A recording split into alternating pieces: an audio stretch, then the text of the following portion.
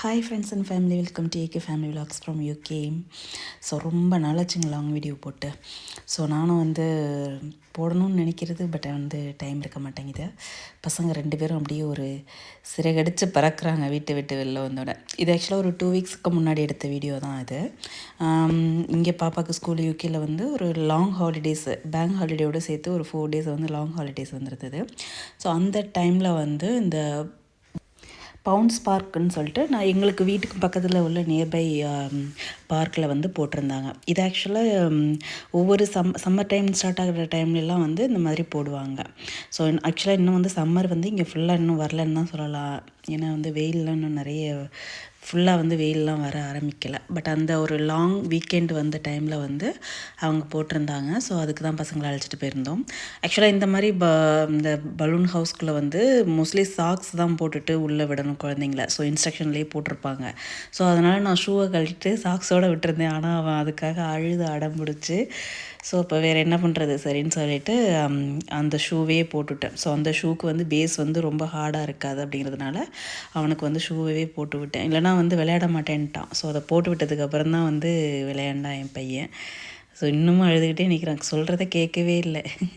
பாப்பாலாம் ஷூவை கழட்டி போட்டுட்டு சாக்ஸோடய நின்று விளையாடிட்டு இருந்தா. ஸோ இப்போ மாற்றினதுக்கப்புறம் தான் அவர் விளையாட ஆரம்பித்தார். அதுக்கப்புறம் நல்லா ஃபுல்லாக என்ஜாய் பண்ணார்.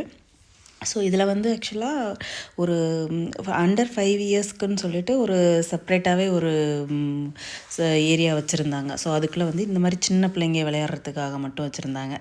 ஸோ அதில் இவர் விளையாடுறாரு பாருங்கள், அதில் ஃபுல்லாக காற்று வந்துக்கிட்டே இருக்கும். ஸோ அதில் இந்த பிளாஸ்டிக் பால்ஸை எடுத்து விட்டோம் அப்படின்னு சொன்னால் அது மேலே அப்படியே சுற்றிட்டு இருக்கும்.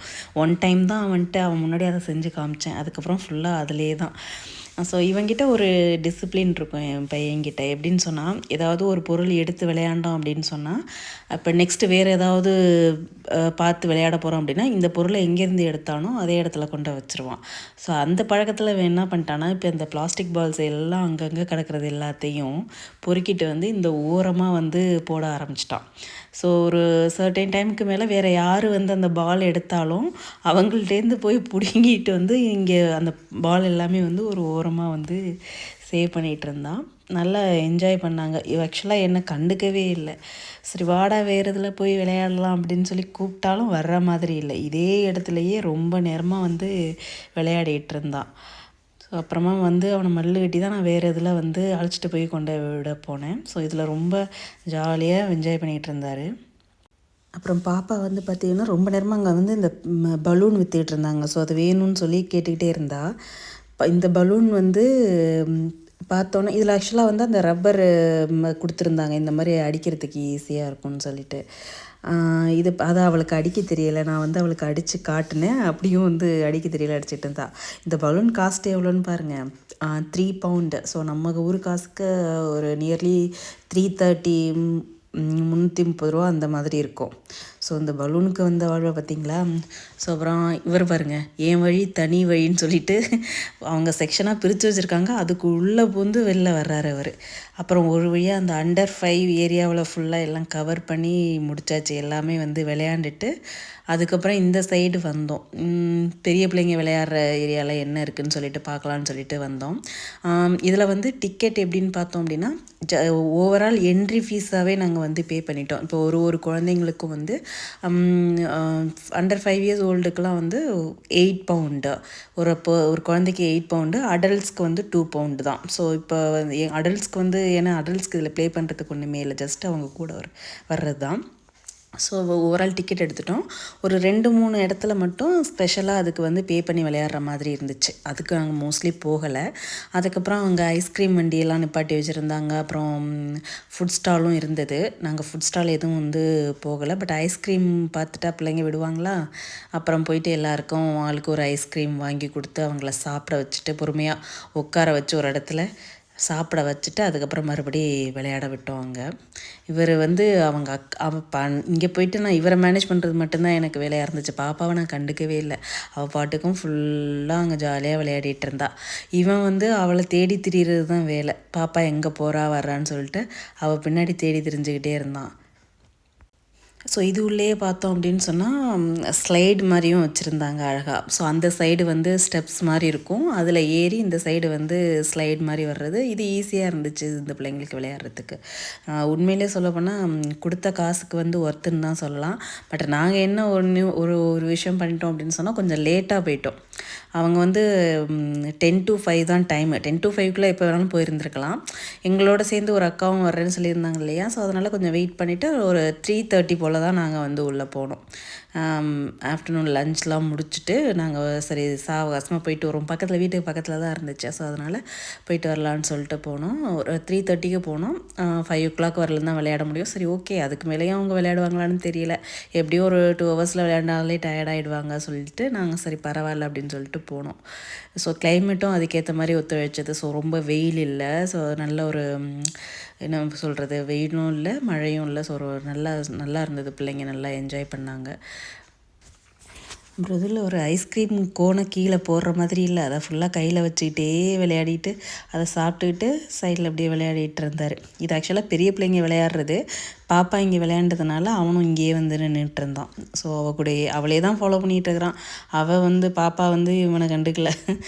ஸோ இவனுக்கு நான் தான் கம்பெனி கொடுக்க வேண்டியதாயிட்டு.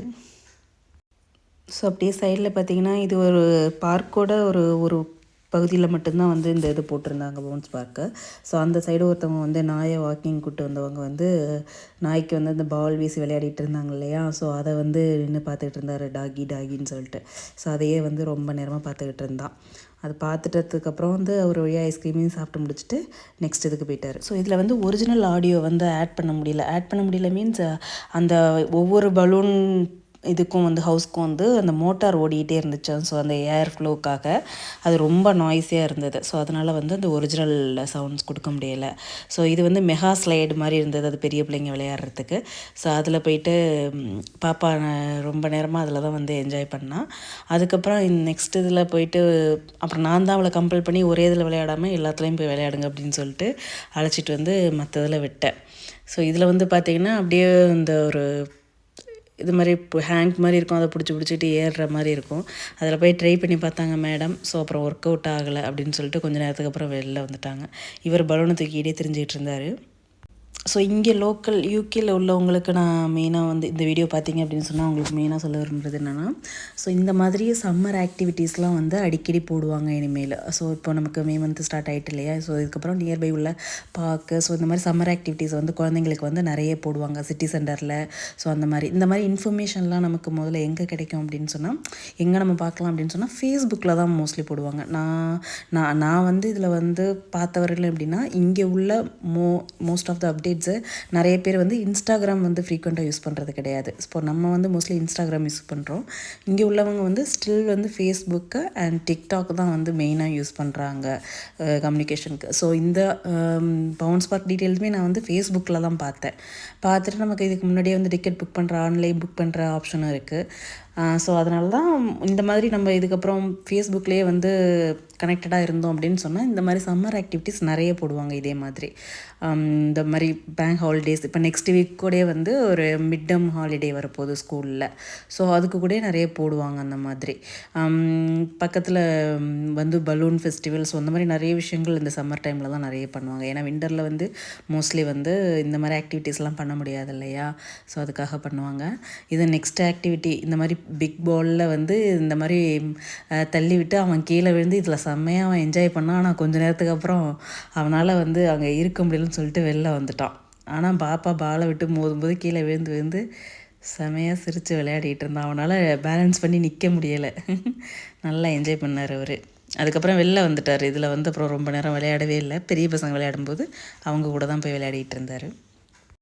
இந்த பெரிய பசங்க விளையாடுறதுல வந்து போய் நின்றுட்டு ஜம்ப் பண்ணிகிட்டு இருந்தானா, அந்த பசங்க ரொம்ப நேரமாக வெயிட் பண்ணிகிட்டு இருந்தாங்க இவன் வருவான்னு சொல்லிட்டு. அப்புறம் இன்னொருத்தர் கூட அவனை தம்பியை வெளில வர சொல்கிறதுக்கு வந்து போயிட்டு இருந்தார். அவன் கேட்கவே மாட்டேன்ட்டான். அங்கேயே நின்று ரொம்ப நேரம் ஜம்ப் பண்ணிகிட்டு இருந்தான்.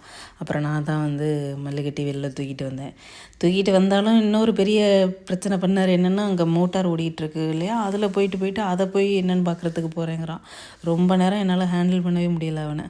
ஸோ அதுக்கப்புறம் கரெக்டாக பார்த்திங்கன்னா 5 o'clock கரெக்டாக, அதாவது வேலன் வந்துட்டா வெள்ளைக்காரன் சொல்கிறதுக்கு வந்து கரெக்டாக பஞ்சுவலாக கரெக்டாக 5 o'clock ஆனோன்னே மோட்டார்லாம் ஆஃப் பண்ணிவிட்டு எல்லோரையும் வந்து கிளம்ப சொல்லிட்டாங்க.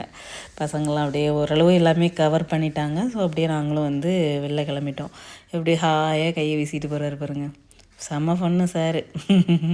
செம்மையாக என்ஜாய் பண்ணார். கொடுத்த காசுக்கு ஒர்த்தாக இருந்தது. பிள்ளைங்க நல்லா என்ஜாய் பண்ணாங்க.